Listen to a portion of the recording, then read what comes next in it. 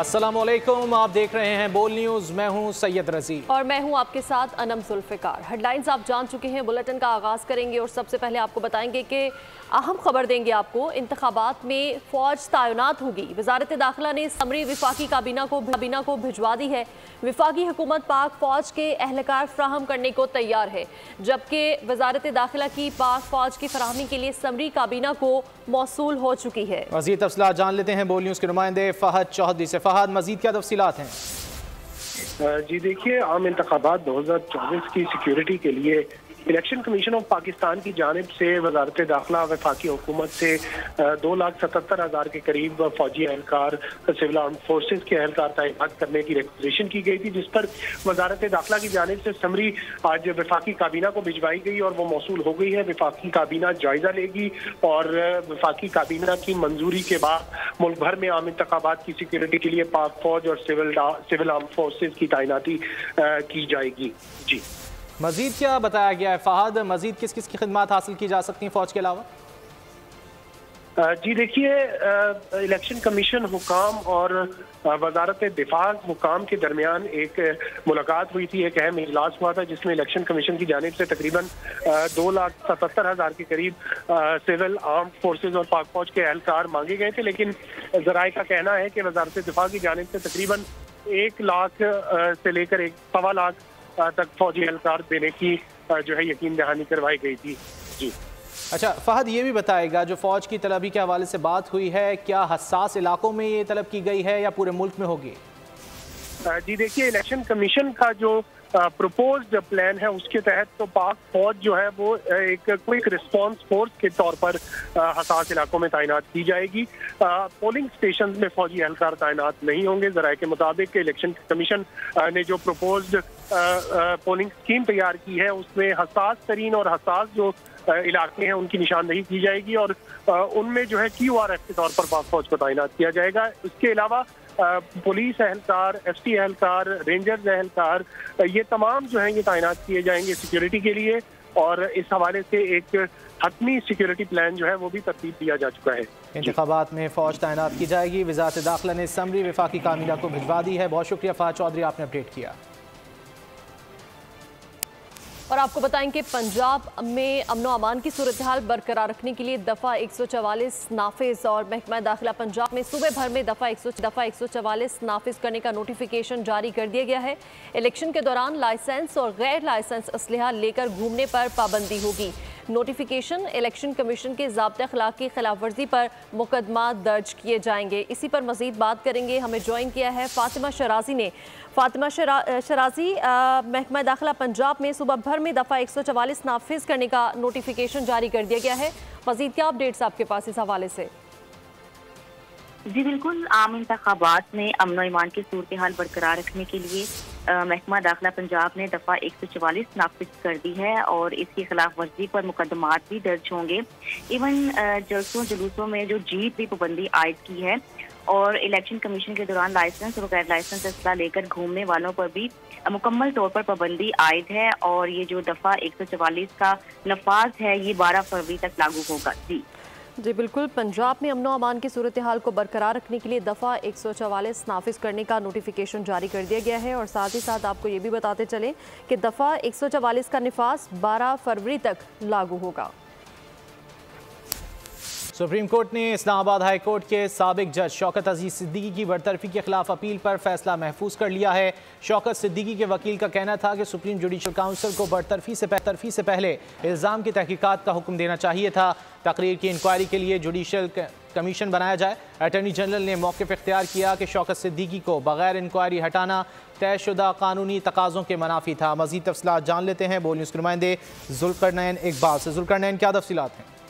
देखिए, supreme court ने शौकत अजीज सिद्दीकी की दरख्वास्त पर फैसला महफूज कर लिया है और सुप्रीम कोर्ट ने सवालात भी अपने जो हुक्मनामा उसके अंदर उठाए हैं और वकला से 3 हफ्ते में उस पर तहरीरी जवाब भी तलब कर लिया है।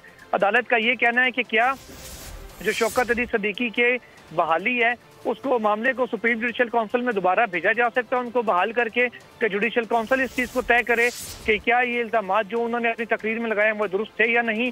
दूसरी सूरत उन्होंने कहा कि क्या ये हो सकती है कि सुप्रीम कोर्ट खुद से कोई, जैसे सिंध बार काउंसिल का मौका था कि कोई कमीशन बनाए। तीसरी सूरत ये है कि मामला को सिर्फ यहीं पे क्या रहने दिया जाए कि वो उनको बहाल कर दिया जाए, उनकी जो मिसकंडक्ट का मुर्तकिब करार ना दिया जाए, उनको बहाल करके मामले को ये खत्म कर दिया जाए और इल्जामात की तहकीकात ना की जाए। इन सवालात के ऊपर सुप्रीम कोर्ट ने वकला से मुआवनत मांग ली है। अटॉर्नी जनरल ऑफ पाकिस्तान का ये मौक़िफ़ था कि जब जज रिटायर हो जाता है उसके बाद फिर कार्रवाई के लिए सुप्रीम कोर्ट का एक 2 रुकनी बेंच का फैसला है कि रिटायर्ड जज के खिलाफ मामला सुप्रीम जुडिशल काउंसिल में नहीं जा सकता। उसके खिलाफ बतौर वफाकी हुकूमत अपील भी दायर कर दी है। जब तक अदालत उसको नहीं सुन सकती, उसको सुनकर तय ना कर ले मामले को, वापस मामला जुडिशल काउंसिल में नहीं जा सकता। बैरिस्टर सलाहुद्दीन जो सिंध और इस्लामाबाद बार काउंसिल के वकील थे, उनकी जानिब से भी यही मौक़िफ़ अपनाया गया कि सिर्फ जो हाजिर सर्विस जजेस है उनके खिलाफ सुप्रीम जुडिशल काउंसिल कार्रवाई कर सकती है, रिटायर्ड जजेस के खिलाफ नहीं हो सकती, इसलिए मामला काउंसिल में नहीं जा सकता। तब चीफ जस्टिस ऑफ पाकिस्तान का ये मौक़िफ़ था कि इल्जामात को इस तरीके से अदलिया का ये मामला जाने नहीं दिया जा सकता। सुप्रीम जुडिशल काउंसिल एक बाइख्तियार आईनी इदारा है, लिहाजा वो इस मामले के ऊपर अपनी इंक्वायरी करके राय जरूर दे सकता है। अब अदालत ने फैसले को महफूज कर लिया है, अब देखते हैं अदालत किस नतीजे पर पहुंचती है इस मामले को लेकर। बहुत शुक्रिया जुल्करनैन इकबाल इन तफसीलात के लिए। और खबर दें आपको, सुप्रीम कोर्ट ने कासिम सूरी को इंतखाबी धांधली केस में तलब कर लिया है। अदालत का कासिम सूरी के खिलाफ आइन शिकनी की कार्रवाई का भी इंदिया इस्तफसार किया। स्टे ऑर्डर लेकर कासिम सूरी रुकनी कौमी असम्बली कैसे बने। अदालत ने लश्करी रईसानी और रजिस्ट्रार सुप्रीम कोर्ट को भी तलब कर लिया है और समाअत 1 माह के लिए मुलतवी कर दी है। कासिम सूरी मुल्क में आईनी बहरान की वजह बने। कासिम सूरी पर क्यों ना आइन शिकनी की कार्रवाई का हुक्म दिया जाए। चीफ जस्टिस के कासिम सूरी के हल्के में दोबारा इंतखाबात के हुक्म केस में रिमार्क्स। कहा कासिम सूरी हुक्म इम्तना देकर मजे करते रहे, फिर मुस्ताफी होकर कह दिया अपील गैर मौसर हो गई। हुक्म इम्तना लेने के बाद मुकदमा समाअत के लिए मुकर्रर ही नहीं करने दिया गया। कासिम सूरी स्टे ऑर्डर देकर रुकने कौमी असम्बली कैसे बने। सुप्रीम कोर्ट के अंदरूनी सिस्टम के साथ हेरा फेरी की गई। सुप्रीम कोर्ट में पहुंचने वाले लंबे हाथ खत्म कर रहे हैं। मुकदमा कैसे यकजा हुआ और इतना अरसा मुकर्रर क्यों ना हुआ, अपनी इंक्वायरी भी करेंगे। कासिम सूरी बताएं कि उनका मुकदमे का फैसला 2019 से अब तक क्यों नहीं किया गया। सुप्रीम कोर्ट गुज़िश्ता हिसाब लेकर रहेगी। जिसने भी आइन तोड़ा उसे नताइज भुगतना होंगे। चीफ जस्टिस ने मजीद कहा कि अगर अदालत का कंधा इस्तेमाल किया गया है तो अपनी तस्दीक करना जानते हैं। कभी कोई आ जाता है तो कभी कोई, अब ये सिलसिला नहीं चलेगा। पाकिस्तान और ईरान के दरमियान ताल्लुकात बहाली के अमल में तेजी आ गई। पाकिस्तानी एयरलाइंस ने ईरानी फ़ज़ाई हदूद का इस्तेमाल शुरू कर दिया। गुज़िश्ता 24 घंटे के दौरान मुतादिद पाकिस्तानी परवाज़ों ने ईरान की फ़ज़ाई हदूद इस्तेमाल की। पाक ईरान ताल्लुकात मामूल पर आने लगे। एविएशन जराये के मुताबिक पीर को टोरंटो से कराची PIA परवाज तेहरान से होते हुए पहुंची। इस्लामाबाद से दमाम की परवाज भी ईरान की फ़ज़ाई हदूद से गुजरकर मंजिल तक पहुंची। दुबई इस्लामाबाद की परवाज ने भी ईरान का फ़ज़ाई रास्ता इस्तेमाल किया। ताल्लुकात में बहाली के बाद कई दीगर परवाजों ने भी ईरानी फ़ज़ाई हदूद इस्तेमाल की। तहाँ पाकिस्तान की बेशतर परवाजें सरकारी हिदायत की रोशनी में गल्फ ऑफ ओमान का फ़ज़ाई रास्ता भी इख्तियार कर रही हैं। बानी पीटीआई की अबूरी जमानतें खारिज करने के खिलाफ दरखास्त। लाहौर हाई कोर्ट के 2 रुकनी बेंच ने दलाइल सुनने के बाद फैसला महफूज कर लिया। जस्टिस आलिया नीलम की सरबराही में 2 रुकनी बेंच ने फैसला महफूज किया। बानी पीटीआई ने इंसदाद दहशतगर्दी अदालत से 7 मुकदमात में जमानत खारिज होने को चैलेंज कर रखा है। वकील ने कहा कि हाई कोर्ट दहशतगर्दी अदालत की जमानत खारिज करने का फैसला कलअदम करार दे। बानी पीटीआई की अबूरी जमानतें खारिज करने के खिलाफ दरखास्त और लाहौर हाई कोर्ट के 2 रुकनी बेंच ने दलाइल सुनने के बाद फैसला महफूज कर लिया है। जस्टिस आलिया नीलम की सरबराही में 2 रुकनी बेंच ने ये फैसला महफूज किया है और बानी पीटीआई ने इंसदाद दहशतगर्दी अदालत से 7 मुकदमात में जमानत खारिज होने को चैलेंज कर रखा है। बानी पीटीआई ने तोशाखाना और 190 मिलियन पाउंड केस में जमानत के लिए इस्लामाबाद हाई कोर्ट से रुजू कर लिया। जमानत के लिए दरख्वास्तें दायर। एहतिसाब अदालत का फैसला कलअदम करार देने और केस के हतमी फैसले तक जमानत की इस्तदा कर दी। तोशाखाना और 190 मिलियन पाउंड केस बानी पीटीआई ने इस्लामाबाद हाई कोर्ट से रुजू कर लिया। दोनों केसेस में जमानत की अलग अलग दरख्वास्तें दायर। एहतसाब अदालत का फैसला कलअदम करार देने की इस्तदा। दरख्वास्त की कि मुकदमात सियासी इंतकाम और बदनीयती पर मबनी हैं। ट्रायल मुकम्मल होने तक जमानत मंजूर की जाए। साबिक चेयरमैन नैब आफ्ताब सुल्तान ने दबाव के बावजूद सियासी नौयत के केसेस बनाने से इनकार किया था। एहतसाब अदालत ने दोनों केसेस में बानी PTI की जमानत बारस गिरफ्तारी मुस्तरद कर दी थी। चेयरमैन नैब, DG नैब, तफ्तीशी अफसर दरख्वास्त में फरीक हैं। और अब बात करेंगे इंतखाबात के हवाले से, तो निगरान वज़ीर इत्तलात मुर्तज़ा सुलंगी ने कहा है कि इंतखाबात के हवाले से कयास आराइयों से गुरेज किया जाए। न्यूज़ कॉन्फ्रेंस में उनका कहना था कि इलेक्शंस के लिए गैर मुल्की मुबस्सरीन को 49 वीज़े जारी कर दिए गए हैं। ये इजाज़तनामे लाहौर और इस्लामाबाद के लिए दिए गए। मुर्तज़ा सुलंगी का कहना था कि भारत और बरतानिया से मुबस्सरीन की दरख्वास्तें प्रोसेस में हैं। बात हो रहे हैं कौमी और सूबाई असम्बलियों के, कुछ लोग अफवाह साजी में मसरूफ़ हैं। बाहर से तो कोई सहाफ़ी आ नहीं रहे, न ऑब्जर्वर्स आ रहे हैं, तो यहाँ हम कोई इलेक्शन को कोई बुर्का पहना के कोई कार्रवाई करने वाले। जो बैनुल अक़वामी जो सहाफ़ी हैं वो पहले ही पाकिस्तान के अंदर मौजूद हैं। बहुत सारे लोगों ने वीज़ा की दरख्वास्त दी है और बहुत सारे जो है वो इन प्रोसेस हैं और कुछ प्रोसेस अभी हो भी रहे हैं। 49 वीज़ा जो है वो इशू हो चुके हैं बाहर से। 32 जो है वो इस वक्त अंडर प्रोसेस हैं। 25 दरख्वास्तें ऑब्जर्वर्स की प्रोसेस में हैं। चोर दरवाजे से नहीं, अवाम की ताकत से इक़्तिदार में आएंगे। नई हुकूमत के लिए सबसे बड़ा चैलेंज महंगाई है। यूसुफ रज़ा गिलानी की मुल्तान में मीडिया से गुफ्तगू। उन्होंने कहा जनूबी पंजाब को सूबा बनाएं, सेक्रेटेरिएट हम खुद बना लेंगे। हमारा तो मंशूर का हिस्सा और बिलावल भुट्टो खुलकर बात करते हैं कि जो सराइकी खित्ते की महरूमी है उसको हम दूर करेंगे, महकूमियों को दूर करेंगे। हम कंपटीशन नहीं कर सकते क्योंकि ना हम सर्विस में कर सकते हैं, ना हम किसी और सरकारी मुलाजमतों में कर सकते हैं। ये उस वक्त हो सकता है जब आपका असेंबली हो और आपकी अपना चीफ मिनिस्टर हो, आपका अपना गवर्नर हो, आपका अपनी सेनेट में नुमाइंदगी हो, या आपका ओम्बड्समैन हो, आपका हाई कोर्ट हो। ये अगर होगा सेक्रेटेरिएट तो फिर हम खुद बना लेंगे। सेक्रेटेरिएट तो बन गया, सूबा का बनेगा।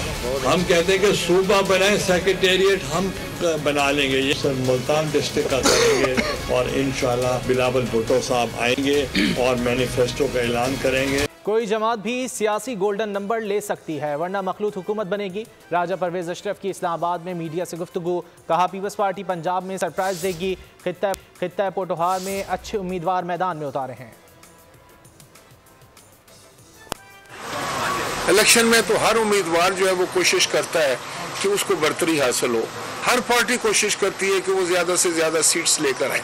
अगर वो खुद ही इतनी सीट लेकर आ सकती है और गोल्डन नंबर ले लेती है तो फिर तो वो खुद हुकूमत बनाने की पोजीशन में होते हैं।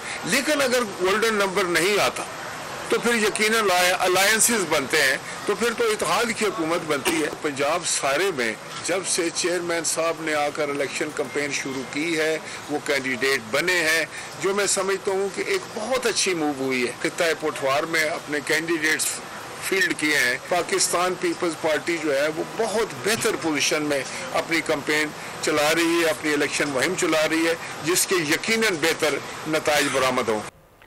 जमात इस्लामी जीत रही है, इसे जीतने दिया जाए। वोट के जरिए इन सब को शिकस्त देंगे। हाफिज नईमुर रहमान की कराची में मीडिया से गुफ्तगू। कहा कि अपने बच्चों को मारने के बजाय इस सियासी मज़ाहमत का हिस्सा बने जो इस सिस्टम के खिलाफ है। ये शहर जो पूरा मुल्क चलाता है, वहाँ एक आदमी बेरोजगारी से तंग होकर खुदकुशी कर ले।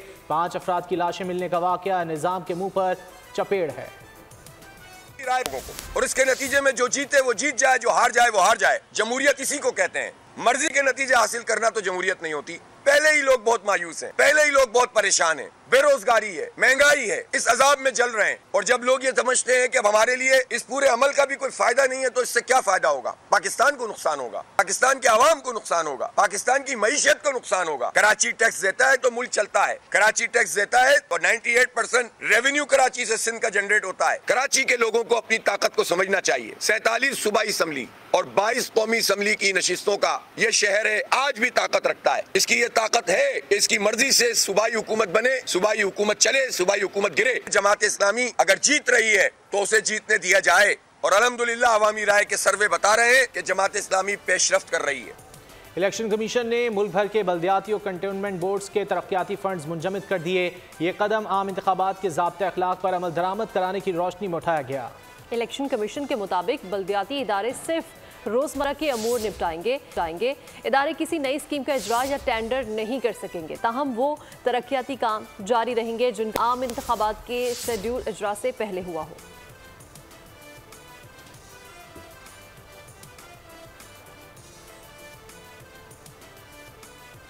इलेक्शन कमीशन ने मुल्क भर के बल्दियाती और कैंटोनमेंट बोर्ड्स के तरक्याती फंड्स मुंजमद कर दिए हैं। ये कदम आम इंतखाबात के ज़ाब्ते अखलाक पर अमल दरामद कराने की रोशनी में उठाया गया है।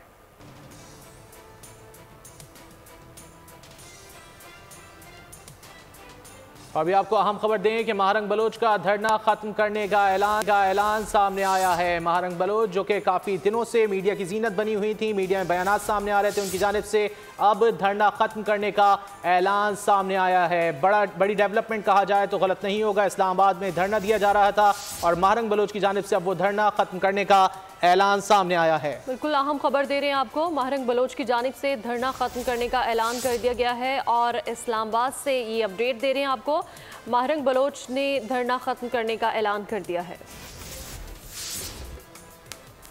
फैसलाबाद में आम इंतखाबात के लिए सियासी गहमा गहमी में तेजी। हल्का PP 118 में सहूलियात का फुकदान है।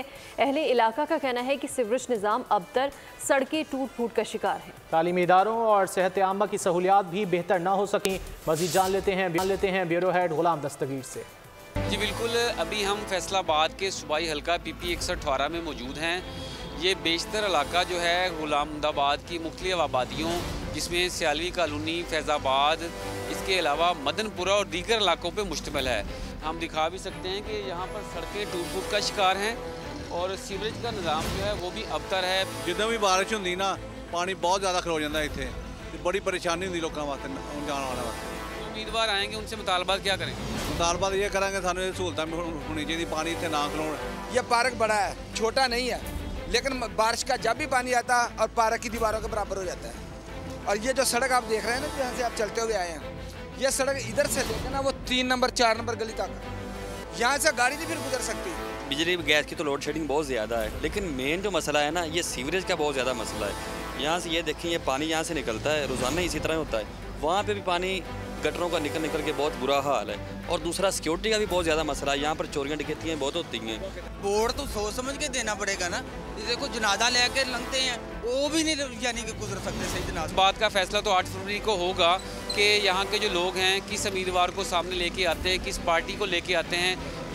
मुल्क भर में इलेक्शंस की फजा, आप किस जमात को और क्यों वोट देंगे, बोल के सवाल पर शहरियों का क्या कहना था, आपको दिखाते हैं। जाता हमारे मोहल्लों में काम नहीं होता, इससे बेहतर हम वोट किसी को डाले ही ना। MNA MPA वजीर आजम ये तो जितने भी आते हैं अवाम के लिए कोई भी कुछ करने नहीं आता। अब इलेक्शन में ये नुमाइंदा आता है, उसको वोट देते हैं तो उससे काम करने में मजा आता है। जिसने तरक्याती काम करा है इंशाल्लाह वोट हम उसी को देंगे। हमारा रुझान जो जा रहा है वो अपनी पीपल्स पार्टी की तरफ जा रहा है। नंबर 1 है पीपल्स पार्टी और इंशाल्लाह जीतेगी भी शक्कर से, ही पीपल्स पार्टी जीतेगी। हम वोट देंगे पाकिस्तान पीपल्स पार्टी को। उसकी सबसे बड़ी वजह यह है कि जो भी तरक्याती काम हुए हैं पाकिस्तान की तारीख में वो पाकिस्तान पीपल्स पार्टी के दौरे हुकूमत में हुए हैं। इलेक्शन नहीं है, ये सिलेक्शन है। अभी तक जितने भी इलेक्शन होते हैं वो सिलेक्शन है। आज़ाद उम्मीदवारों की तरफ जाएंगे क्योंकि बाकी जितने भी हैं हमारी पार्टीज, नून लीग हो जाए या पीपल्स पार्टी हो जाए या MKM हो जाए, उन सबको हमने पहले ट्राई किया हुआ है। हमारा दिल ऐसा भर गया है कि हम किसी को नहीं दे बिस्तर में सो जाएं। मैं पाकिस्तान तहरीक इंसाफ को वोट दूंगा। इसकी बुनियादी वजह ये है कि मैं समझता हूँ कि उन्होंने अपने दौर हुकूमत में जवानों के लिए काफ़ी अच्छे इकदाम लिए हैं। मैं PTI को वोट दूंगी। पाकिस्तान पीपल्स पार्टी को वोट देंगे, इसलिए देंगे क्योंकि जब भी उनकी हुकूमत आई है उन्होंने जॉब्स प्रोवाइड किए हैं, जो जितने भी ये महंगाई है इसको कंट्रोल किया। मैं अवामी नेशनल पार्टी को वोट दूंगा क्योंकि तालीम में सबसे ज़्यादा काम मेरे ख्याल में अवामी नेशनल पार्टी ने किया है। बिलावल को वोट देंगे इसलिए वो अच्छा पार्टी है। यहाँ तो जो जमात उलमा इस्लाम है या खामी पे है ना, उनकी अक्सरियत है तो जाहिर है उनमें से किसी को देना पड़ेगा। वोट जमात उलमा इस्लाम को देंगे। उसके किरदार से हम बाखबर है, उसका किरदार से हम मालूम है कि उसका किरदार क्या है। वोट कौन सा बंदी काम करे मुल्क के लिए अच्छाई करे तो उसको हम वोट देगा। जी इंशाल्लाह जी, वोट सिर्फ नवाज शरीफ का और तरक्की को वोट देंगे इंशाल्लाह। वोट तो पीटीआई को देंगे, वजह आप जानते हैं, इंशाल्लाह हमारी कोशिश है। वोट देंगे परवेज़ अशरफ साहब को जी, उनकी शख्सियत पे दे रहे हैं और पीपल्स पार्टी को दे रहे हैं। नेक्स्ट टाइम भी वोट दिया हमने पीटीआई को, अब भी पीटीआई को ही देंगे। हम शेर को इसलिए वोट देंगे, उन्होंने बहुत अच्छे तरक्याती काम किए हैं। इस बार हम जी पिछली दफ़ा भी नून लीग को वोट दिया था, इस दफ़ा भी हम मुस्लिम लीग नून को वोट देंगे। हम शेर को ही देंगे जी सर जी, इसलिए बस वो ही काम करा रहा है, काम होते हैं, इसने और ने कराए नहीं। इंशाल्लाह पीटीआई को देंगे। पंजाब में नमूनिया मासूमों की जिंदगियां निगलने लगा है। 24 घंटों में मजीद 11 बच्चों की जान ले ली। जहां बहक बच्चों की तादाद 199 तक पहुंच गई। एक रोज में 310 केसेस सामने आए। अद्वियात की अदम फराहमी ने अमवात के खदशात बढ़ा दिए। स्मोक और खुश्क सर्दी, पंजाब में नमूनिया का मर्ज खतरनाक सूरत इख्तियार कर गया। 24 घंटे के दौरान मजीद 11 नन्हे फूल मुरझा गए। सूबे में जामाहक बच्चों की तादाद 199 तक जा पहुंची। 24 घंटों में मजीद 310 अफराद में नमूनिया की तशखीस हुई। सबसे ज्यादा 180 केसेस लाहौर में सामने आए। 3 मासूम जान से गए। पंजाब में अब तक 8450 से जायद केसेस रिपोर्ट हो चुके। लाहौर के अस्पतालों में नमूनिया, चेस्ट इन्फेक्शन और वायरल इन्फेक्शन के सैकड़ों बच्चे ज़ेर इलाज हैं। आवाम मार्केट में नमूनिया वैक्सीन और अद्वियात की अदम दस्तियाबी से आम मार्केट में नमूनिया वैक्सीन और दीगर अद्वियात की अदम दस्तियाबी से मरीजों को शदीद मुश्किलात का सामना है। डायरेक्टर CDA ने वालिदैन से अपील की है कि बच्चों को नमूनिया और दीगर बीमारियों से महफूज रखने के लिए हिफाजती टीकों का कोर्स ज़रूर मुकम्मल करवाएँ। और अब बात करेंगे गजा की सूरत हाल की। तो हमास ने खान यूनिस में इजरायली फ़ौज के ज़ेर कब्ज़ा इमारतों को धमाके से उड़ा दिया है। इसराइल ने अपने मज़ीद 24 फ़ौजियों की हलाकत का एतराफ़ भी कर लिया। मारे गए एहलकारों की तादाद 221 हो चुकी है। 7 अक्टूबर से अब तक 556 इसराइली फ़ौजियों को ठिकाने लगाया गया है। इसराइल की फ़ौज के हमलों में एक दिन में मज़ीद 200 फ़लस्तीनी शहीद हो गए। इसराइल हमास गजा जंग। अल-क़साम ब्रिगेड ने खान यूनिस में इसराइली फौज की ज़ेर कब्जा इमारतों को धमाके से उड़ा दिया। इसराइल ने अपने मजीद 24 फौजियों की हलाकत का एतराफ़ कर लिया। मारे गए एहलकारों की तादाद 221 हो गई। 7 अक्टूबर से अब तक 556 इसराइली फौजियों को ठिकाने लगाया गया है। सेहूनी फ़ज़ाइया ने खान यूनिस पर बमबारी से 65 फ़लस्तीनियों की जान ली। अल-दबल महल्ले की रिहायशी इमारत और यरमूक मार्केट में गाड़ी पर हमले किए गए। इसराइली फौजी गाड़ियाँ जनूबी गजा की जानिब पेशकदमी करने लगी। अल-अमल का मुहासरा कर लिया गया। अल-खैर अस्पताल के तिब्बी अरकान को यरगमाल बना लिया गया। एम्बुलेंसेस के रास्ते भी रोक दिए गए। हेब्रोन, जनीन और मकबूजा बैतुल मुक़द्दस से दर्जनों फ़लस्तीनी नौजवान गिरफ्तार कर लिए गए। रमल्ला में मुसल्ला यहूदी आबादकारों ने फ़लस्तीनियों के कार शोरूम को आग लगा दी। बढ़ते हैं अहम खबर दें आपको। सऊदी अरब में फ़ज़ाई मश्क स्पीयर ऑफ विक्ट्री 2024 पाक फ़ज़ाइया आइंदा माह में होने वाली मश्क में शिरकत करेगी।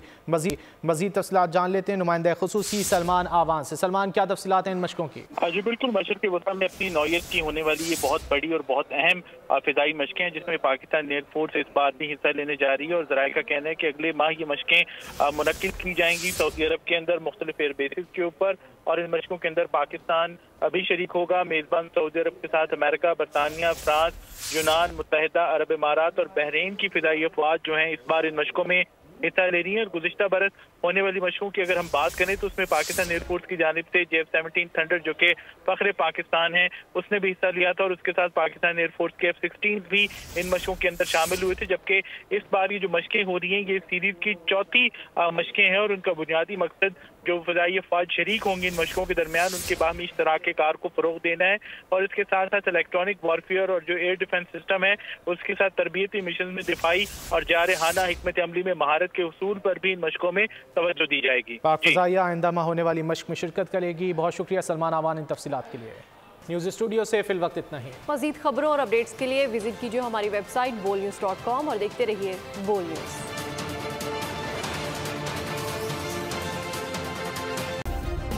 सब्सक्राइब करें और बेल दबाएं ताकि कोई खबर रह न जाए।